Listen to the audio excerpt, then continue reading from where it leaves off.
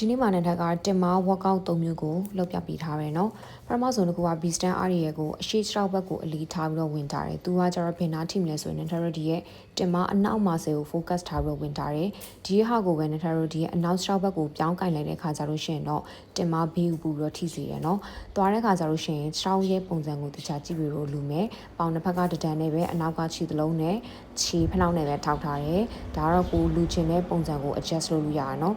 ဒူဂျာကူကလည်းထက်က surface squat ကိုဝင်ထားတယ်တင်မောက်ကို focus ထားတာဖြစ်တဲ့ကြောင့်မလို့ခြေပြားကိုအတွင်းဘက်ကိုလှည့်ထားတယ်ကွေးချလိုက်တဲ့ခါကျလို့ရှိရင်ဒူးကောင်းကအရှိကိုမထွက်လာဘဲနဲ့တင်မောက်မှဆိုတော့ focus ထိလာစစ်ပြီးမယ်နော်နောက်ဆုံးတစ်ခုကကျတော့ good morning ကိုဝင်ထားတယ်ဒီမှာနဲ့ထက်ကတော့ပခုံးကျက်လေးကားထားပြီးတော့ဝင်တဲ့ခါကျတော့ရှင်နဲ့ထက်ဒီရဲ့တင်မအလုံးရဲ့အပေါ်ဘက်ချမ်းရဲ့ခါးနောက်ရဲ့ကိုသူက focus ထားရတယ်အဲ့ဒါကိုမှနဲ့ထက်တို့တင်မဘေးကိုပူပြီးတော့ထိကျင်တယ်ဆိုလို့ရှင်တော့ခြေပြားကိုအတွင်းဘက်ကိုလှည့်ထားပြီးတော့ခိုင်းချမယ်ဆိုလို့ရှင်တော့တင်မဘေးကိုပူပြီးတော့ထိစီရနော်ဒီချာလေးတင်တဲ့တက်ချင်တယ်ဆိုရင်တော့နဲ့ထက် page messenger ကနေပြီးတော့ဆက်သွယ်ပြီးလို့ရပါတယ်နော်